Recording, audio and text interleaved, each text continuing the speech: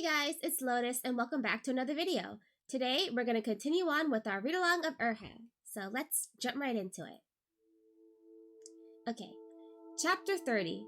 This venerable one does not want to eat tofu. Hey, did you guys hear yet? Yuheng Elder's gonna be kneeling at Yanlo Hall for 3 days as punishment for breaking the rules. At morning classes the next day, the disciples gathered at the platform of sin and virtue to meditate. These disciples were all rather young, teens and 20-somethings. Something like sitting in meditation, heart at peace like still water, was an impossible task for them, and they chit-chattered in hushed voices as soon as the teacher looked away. The news of Chuaning getting punished spread like wildfire.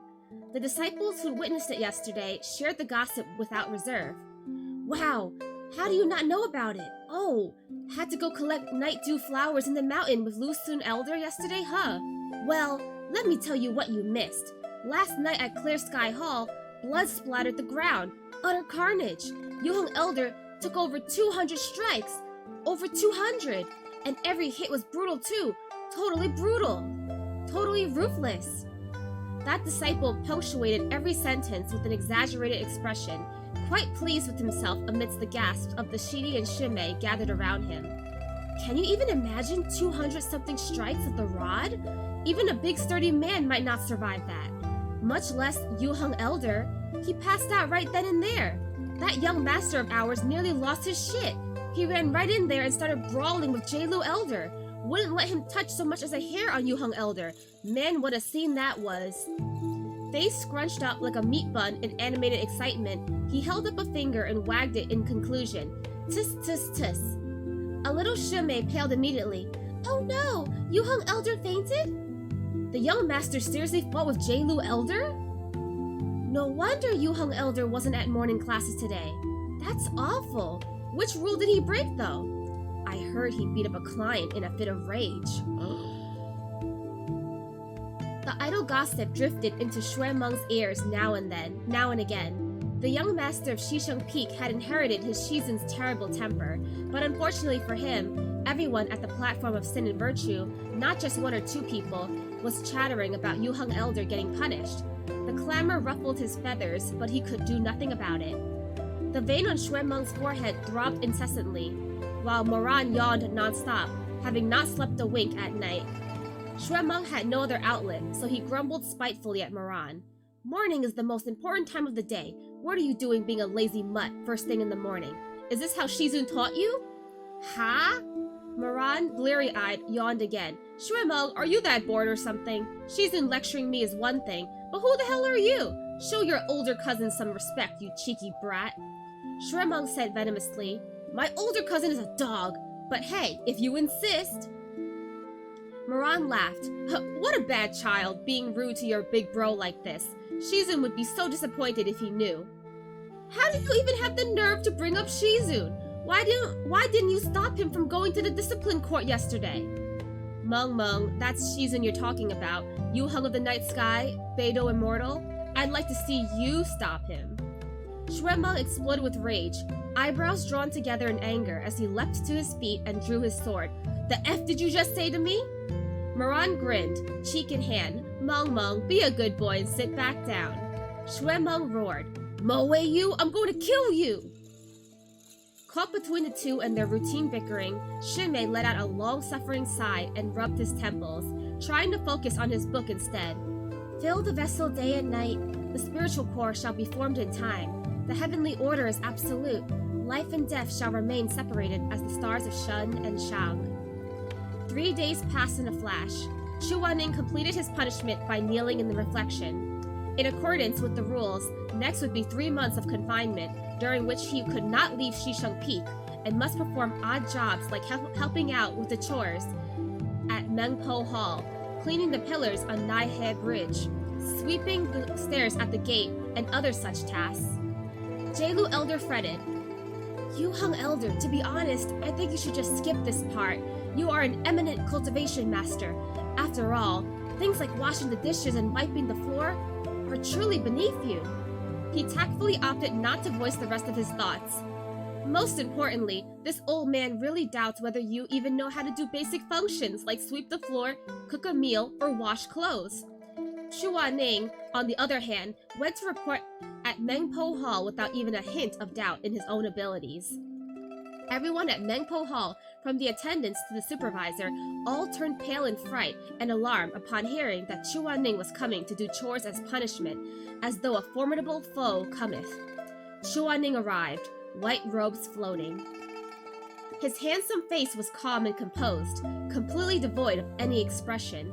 Add a cloud beneath his feet and a horsetail whisk in his arm, and he would look no different from the immortals in paintings. The Mengpo Hall supervisor felt exceedingly awkward and uneasy about having to use such a beautiful man for things like washing veggies and cooking. But Chuaning, totally unaware of his status as a beautiful man, simply stepped into the kitchen. The people working inside couldn't help but take a step back as his cold gaze swept over them. ... Chuaning got straight to the point. What should I do? The supervisor fiddled sheepishly with the edge of his clothing and thought about it for a while before carefully saying, Would the elder mind washing the vegetables? Chuaning, sure. The supervisor let out a sigh of relief. Originally, he really hadn't thought Chuaning's elegant hands were suited for grunt work, that he might be unwilling to do things such as cleaning. However, all the other work that didn't involve getting dirty required some level of skill, and he was worried that Chuaning would not be able to manage the task well. Seeing that Chuaning agreed to wash the vegetables so candidly, he thought he had no more need to worry. As it turned out, this supervisor was too naive. There was a small, clear stream in front of Mengpo Hall. Chuaning, hugging a basket of deep green cabbage, went up to the stream and rolled his sleeves up to start washing them. Since this area belonged to Xuanji Elder, his disciples would occasionally pass by. When they saw that Chuaning was actually there washing vegetables, they were all shaken to the point of not being able to do anything but stammer out incomplete sentences. After rubbing their eyes 3 or 4 times and confirming that, yes, their eyes were not mistaken, they stuttered out, "You hung elder, morning!" Chuaning glanced up. Morning. The disciples of Xuanji Elder shook in place and then fled frantically. ... Chuaning didn't bother wasting his time with them and just focused on his cabbage, rinsing and then throwing them into the basket. He washed with utmost seriousness, carefully peeling the cabbage open leaf by leaf and painstakingly washing each one over and over. What resulted from this method was that, by the time noon came around, the basket of cabbages still had yet to be washed. The attendants waited in the kitchen, pacing back and forth in distress. What should we do? If he doesn't come back, neither will the cabbage. How are we going to make sautéed beef and greens? The supervisor looked at how high the sun was in the sky at this point and said, Forget it, don't wait anymore, just change the dish to braised beef.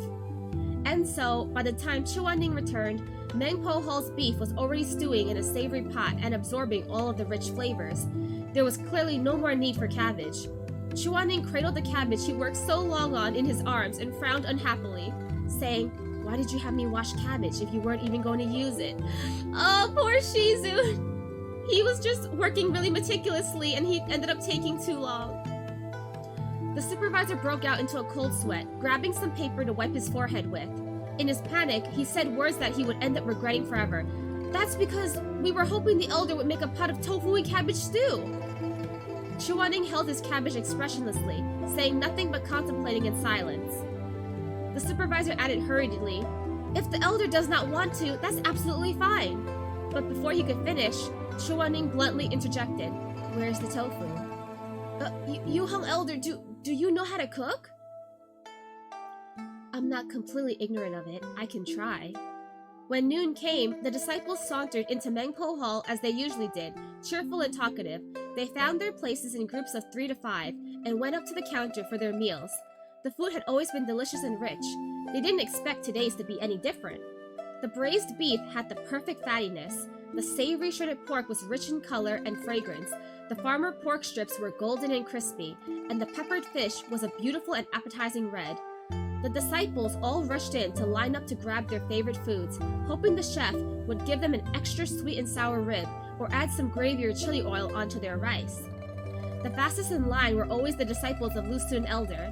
The youngster in front sported a huge zit on his face, but still eagerly anticipated his mapo tofu. He gingerly carried his tray to the end of the line and said, without even looking up, "Chef, I want a bowl of tofu." The chef's elegant and pale fingers handed him a generous serving of tofu. However, it wasn't the mapo tofu he was used to. Instead, it was a bowl of some black substance, an indiscernible mass of abomination. The disciple stared in alarm. "What the hell is this?" "Tofu and cabbage stew." Mangpo Hall started to fill with murmuring. The disciple neglected to take time to recognize the voice of the person who replied, saying angrily, "Were you trying to make some kind of immortality potion? In what world is this thing tofu and cabbage stew? I don't want this. Take it back." In the middle of his tirade, he looked up to glare at the chef, but as soon as he saw who it was standing behind the counter, the disciple shrieked in terror and almost knocked over the entire tray. "You hung elder!" The disciple was nearly in tears. "No, I didn't mean that just now. If you won't eat it, hand it back," Chuaning said utterly expressionlessly. "Waste not." The disciple robotically picked up the bowl and stiffly handed it to Chuaning, then awkwardly shuffled away. By now, everyone knew that Yu Hung Elder stood at the end of the counter, so the once lively Mangpo Hall descended into silence. Like dogs being pulled along by their scruff, the disciples stood properly in line and filled their plates in a panic. They walked deferentially to the end of the counter, stammered out broken greetings to the elder, and then ran off as fast as they could. "Greetings, Yu Hung Elder." "Good day, Yu Hung Elder." "Good day." "Thank you for your trouble, Yu Hung Elder." The disciples were all respectful and cautious to the extreme, so Chuaning accepted all of their nervous greetings, but not one of them asked for the tofu and cabbage stew in his pot. Oh, poor Shizun! No one wants to eat his abominable cooking. Slowly the line grew shorter and shorter, and the food in front of all the other chefs was almost gone. Only the pot in front of Chuaning was filled to the brim. The food inside gone cold, and still no one wanted any part of it. Chuaning's face betrayed nothing, but he felt some kind of way in his heart. He'd worked hard to wash it for the entire morning. At this time, his 3 disciples walked in. Shui Meng, dressed in his usual silver blue light armor uniform, came over energetically. He happily sidled up next to him and said, "Shizun, how are you doing? Do your wounds still hurt?" "No," Chuaning said calmly. Then that's good," Shui Meng replied. Chuaning glanced at him and said suddenly, "Do you want to eat tofu?" ... He put Shui Meng on the spot. How can he deny his Shizun? Okay, author's notes. Chuaning, you want to eat tofu? Disciple A, no. Chuaning, you want to eat tofu? Disciple B, I'm allergic to tofu. Chuaning, you want to eat tofu? Shui Meng, what? Suddenly face and ears turned red. I'm straight. I wouldn't eat Shizun's tofu. Chuaning, ... What were you thinking about? Go to Clear Sky Hall and reflect upon yourself. Go now! Stop hanging out with Mo Yu from now on. Angrily flips table. Okay, so that's the end of chapter 30. And so as part of his punishment, Chuaning has to help do chores around the sect. And so he was tasked with helping to wash some cabbage. And because he's super meticulous, and he ended up spending half a day washing the cabbage, so the cooks ended up not using his vegetables. So then they decided to let Chuaning make his own cabbage and beef stew. But unfortunately, Shizun's not really a good cook, so no one ended up wanting to eat his food, and so he has a whole pot of cold stew and no one wants it, and he's feeling really awkward and embarrassed, and I feel so bad for Chuaning. Someone please eat his stew. Take one for the team. Please don't embarrass your Shizun like this. Come on, Shui Meng. Come on, Moran. Come on, Shimei. Step up. Okay, let's move on to the next chapter. Chapter 31. This venerable one's uncle. In order to show Shizun his sincerity, the young master of Shishang Peak asked for 3 whole servings of charred tofu and promised to eat every single piece without waste. Yes, Shui Meng. I knew I could count on you. Okay, 3 servings though? Good luck. Chuaning was very pleased, and a seldomly seen approval in his eyes. Moran, seeing this, was very displeased. Emperor Tasha and June had an inexpressible fixation with Chuaning's acknowledgement, and immediately asked for 3 servings of tofu as well. Chuaning glanced at him. Can you eat it all? Moran absolutely had to get the better of Shuemeng. 3 servings is nothing. Even 3 more is no problem. Chuaning mildly. Alright. He gave Moran 6 servings of tofu and said, you too, waste not. He shot himself in the foot, stupid Husky. Moran, ... Since the other 2 did it, Shimei naturally followed suit with a smile. Then, Shizun, I'll have 3 servings as well. And so, on the first day of Yuhong Elder's period of confinement, all 3 of his disciples got the runs from food poisoning. On the second day, Jelu Elder sought out Chuaning and tactfully conveyed that Mengpo Hall had no need for extra helpers, and to please go sweep the fallen leaves and wipe the pillars at Naihei Bridge instead. Naihei Bridge connected the main areas of Shisheng Peak with the disciples' living quarters, wide enough for 5 horse carriages to pass through side by side. It was a majestic structure, with 9 beasts of white jade representing the 9 sons of the dragon atop its main pillars, and 360 low pillars decorated with lion heads. Chuaning quietly swept the ground, then set about diligently wiping down the jade beasts. The task took most of the day. As the sky started getting dark, it began to rain. Most of the disciples returning from their classes didn't have umbrellas, squawking as they scampered toward their quarters, splashing through water puddles on the ground. Drops of rain pitter-pattered on the stone steps. Chuaning glanced at the disciples in the distance. The young boys and girls were drenched through and through, but the smiles on their faces were bright and carefree. ... Chuaning knew that those smiles would vanish the moment they saw him. He looked around and went to stand under the bridge. Oh no, Chuaning, no, don't do that to yourself. Don't be embarrassed by yourself. The disciples who ran ahead and arrived at the bridge first couldn't help uttering eh as they took in the sight before them. A barrier? Why is there a barrier over Naihei Bridge? It was probably set up by Xuanji Elder, one of the disciples guessed. Xuanji Elder is always so nice to us. The translucent golden barrier covered Naihei Bridge, extending resplendent all the way to the main walkway of the disciples' quarters, sheltering them from the rain the rest of the way. This is definitely Xuanji Elder's work. He's in charge of this area, right? Xuanji Elder is the best. What a pretty barrier! Xuanji Elder is incredible! The disciples shook the water out of their dripping hair, shoving playfully at one another and laughing as they ducked under the barrier and continued toward their quarters, chattering the whole way. Oh no, that barrier was set up by Chuaning so that the disciples wouldn't get wet.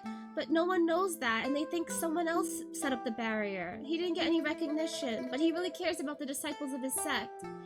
Poor Shizun, he just wants to be loved and appreciated. Chuaning stood under the bridge, listening as the commotion above passed by, until the disciples were long gone and everything became quiet once more, before slowly putting away the barrier and leisurely walking out. Shizun! He was surprised to hear someone calling for him. Chuaning looked up abruptly, but there was no one on the shore. I'm over here. Following the voice, he saw Moran sitting sideways on the white jade bridge, dressed in the customary silver-blue light armor of the sect, a leg draped lazily over the edge. The youth had striking features, eyelashes long and thick like a little pair of fans hanging over his eyes. He held an oil paper umbrella and almost seemed to be smiling, yet also not, as he gazed at Chuaning. One on the bridge, leaves rustling in the wind. One under the bridge, rain splashing in the river. For a moment, neither spoke, both simply looking at the other. The misty rain blurred the line between heaven and earth almost poignantly.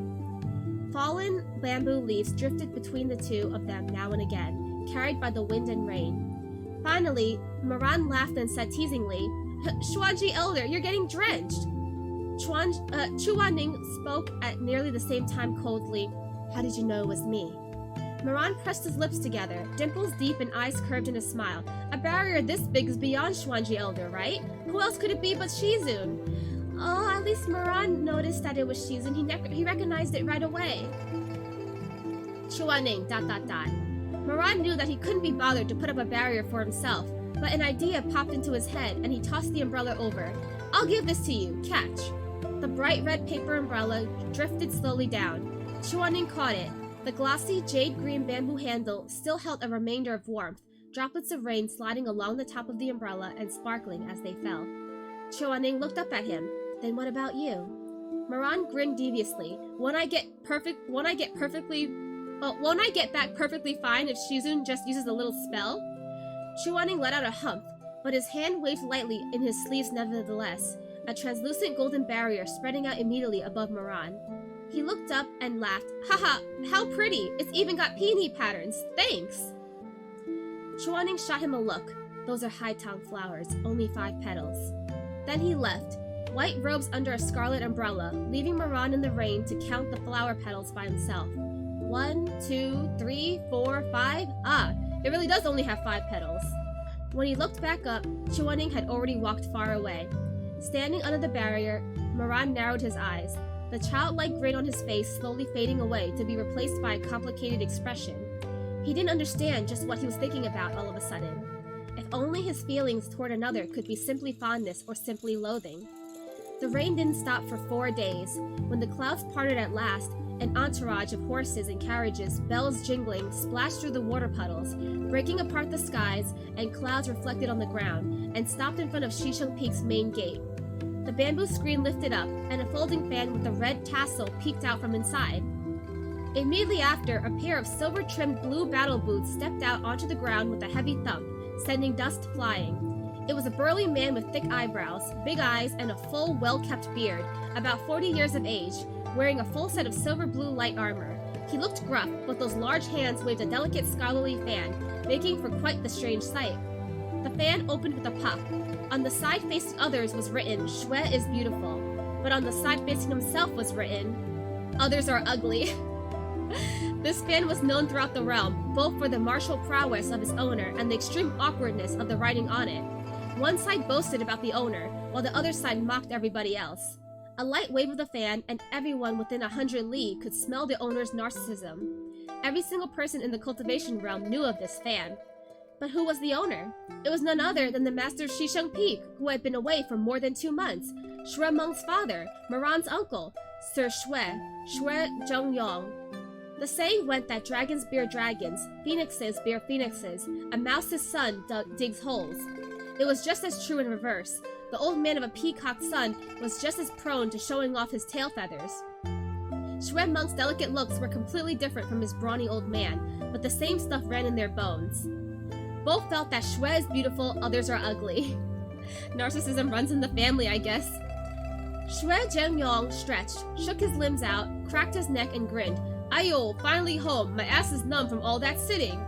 Inside Loyalty Hall, Madame Wang was busy blending medicine, with Moran and Shui Meng sitting by her sides. She said softly, 4 tails of staunching herbs and a shouyang ginseng, please. Here you go, Mom. Already weighed. Shui Meng handed the herbs over from where he sat, cross-legged next to her. Madame Wang held the staunching herbs up for a smell and said, These are no good. They've been tainted from being stored with patchouli for too long. The decoction won't be as effective using these. Please go fetch some fresh ones. Alrighty. Shui Meng got up to go dig through the medicine cabinet in the inner room. Madame Wang continued, 3 qian of wuling zi and 1 qian of daughter. Moran passed the materials over deftly. Aunt, how long will it take to boil the medicine? No need to boil. This one can just be brewed, Madame Wang answered. When I'm done grinding the medicine, could Aran bring it over to Yuheng Elder? Moran didn't want to at first, but shooting a glance in Shui Meng's direction, he knew that if he didn't do it, then Shui Meng would. For some reason, he simply disliked the idea of Shui Meng spending time alone with Chuaning, so he said, Sure. A pause. Then he asked, Oh yeah, is it bitter? Somewhat. Why do you ask? Moran grinned. No reason. But he grabbed a handful of candy from the fruit bowl and stuffed it into his sleeve. He's really conscientious of Shizun's taste. And he's jealous. He doesn't want Shui Meng to bring the medicine to Shizun, so he'll do it even though he's doing it quote-unquote begrudgingly. The people inside the hall were hard at work making the medicine when suddenly a burst of bold, unrestrained laughter came from the door. Shui Zhengyong strode into the hall, grinning radiantly. Wifey, I'm back! Ha ha ha ha ha! He arrived completely unannounced despite his status as a sect leader, startling Madame Wang so much that she nearly spilled all the powdered medicine in her spoon. Her pretty eyes widened. Husband? Moran also stood up in greeting. Uncle! Ah, Ronner is here too? Shui Zhengyong's appearance was powerful and imposing, but his manner of speech was kindly. His big hand smacked Moran's shoulder. My boy, I haven't been gone that long. Did you get taller again? How'd it go at Butterfly Town? Moran grinned. Went alright. Good. I knew nothing could go wrong with Chuaning there. Ha ha ha ha. Oh yeah, where is he by the way? Cooped up by himself fiddling with those playthings again? Hearing that, Moran was a little uneasy. Shizun... His uncle had a fiery temperament and was prone to acting impulsively.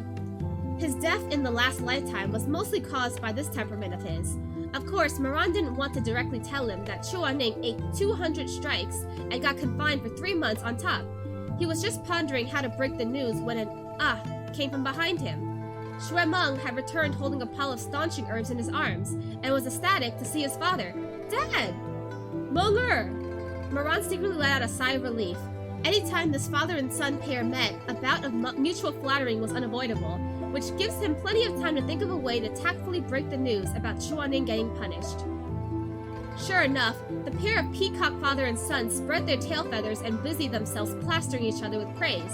My son got even more handsome in these last 2 months. You're looking more and more like Daddy. Xue Meng took entirely after his mom and looked nothing like his dad, but he took his word for it. And Dad got even buffer. Xue Zhengyong waved his big hand, grinning. The whole time I was at Kunlun Ta Xue Palace, I kept thinking about how none of the youngsters out there can even hold a candle to my son and nephew. Ayo, I got so tired of looking at that gaggle of femmy boys. Meng-er, do you still remember Mei Han Xue? Xue Meng immediately took on a look of contempt. The chubby one that's been training in seclusion for like a dozen years? I heard he's the eldest disciple of Ta Xue Palace. Did he finally come out? Haha, what a good memory. That's him. The kid stayed with us for a while way back when. You two even shared a bed. How could I forget? Fat like a dog and kicked in his sleep too. I got kicked off the bed so many times. You saw him? I saw him. Xue Zhengyong twirled his beard and seemed to be musing about something. Xue Meng was the darling of the heavens, competitive to a fault, and asked impatiently, And? Xue Zhengyong laughed. Of course you're better. The boy's master taught him stuff like instruments and dance for some godforsaken reason. Even just using qinggong made flower petals fly everywhere. Your dad almost died laughing. Ha ha ha ha ha. Xue Meng wrinkled his nose as if disgusted. A little porky with baby fat playing instruments and dancing while petals fluttered about? Then how's his cultivation? Mei Han Xue had trained in seclusion for more than 10 years, after all. He only just came out these last few months, and hadn't made much noise in the world yet. Since he already won in terms of looks, Xue Meng was going to compare cultivation next. Xue Zhengyong didn't answer immediately this time. He thought for a while, then said, I didn't get to see his skills much. No matter, Meng-er will surely get to cross swords with him at the Spiritual Mountain competition anyway. Xue Meng's eyebrows twitched. Huh, who knows if that stupid porky will even get to challenge me? Madame Wang finished blending the medicine and got up, patting Xue Meng's head with a smile. Meng-er must not be so arrogant. Remember to be modest and respectful. Xue Meng said, What's the point in being modest? That's for weaklings. I'd rather be forthright like Dad. Xue Zhengyong chortled. See, this tiger dad ain't got no pup for a son. Madame Wang was displeased. This is all you're doing, teaching him all these bad habits and none of the good. I can't believe you. Xue Zhengyong saw irritation in her expression and knew that she was really a bit unhappy. He immediately checked his grin, scratching his head. Wifey, I was wrong. We'll go by whatever wifey says. Don't be mad.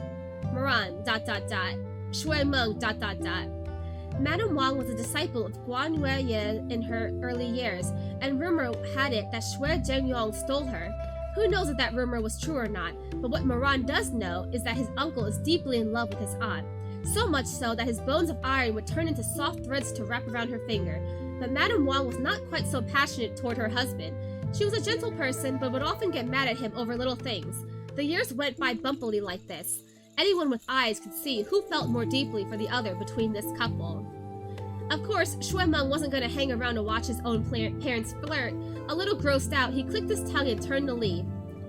Madame Wang was quite embarrassed, hurriedly calling, Meng-er. Xue Meng waved his hand and left briskly. Moran also didn't want to cut into the couple's reunion and used this excuse to conveniently dodge his uncle's questions as well. The topic of Chuaning's punishment was better brought up by Madame Wang, after all. He sure didn't want to be the one to deal with it. After collecting the medicine on the table, he made his escape with a smile on his face, even closing the door for them. Medicine in hand, he strolled leisurely over to the Red Lotus Pavilion. Chuaning's body was weak these days due to his injury, so he took down the barriers that usually surrounded the pavilion. Thus, he had no way of knowing if someone came in. And so, it was under these circumstances that Moran saw this scene. Chuaning, bathing in the lotus pond. It would have been one thing if he was just bathing by himself, but in that lotus pond, for the sole use of the virtuous and incorruptible Yuheng Elder, were the silhouettes of two other people. Dun dun dun dun! Who could those silhouettes be? Who would dare enter the same bath as Chuaning? Okay, that's the end of chapter 31. So in chapter 31, the leader of Shishong Peak returned back to the sect, aka Madame Wang's husband, aka Xuan Meng's father, aka Moran's uncle. And he's also kind of a narcissist, kind of like a peacock, like Xuan Meng. We can see where he gets it from. And we pretty much just like see him come about, flaunt his prestige, brag about his son. And Madame Wang made some medicine for Chuaning, and Moran is gonna take it to Chuaning. So, and as he's taking it to Chuaning, he sees Shizun in the bath, but there's someone else in the bath as well. Two other silhouettes. Who would dare help Chuaning wash in the bath? Moran is gonna be so angry, and you know how jealous and possessive he is of his Shizun, so... hopefully there's not any carnage. I think I low-key remember what happens in the next chapter, but I don't want to spoil it for those who haven't read it yet, so I will not say a peep. You shall find out in the next chapter read aloud. Until then, I'll see you guys next time. Bye-bye!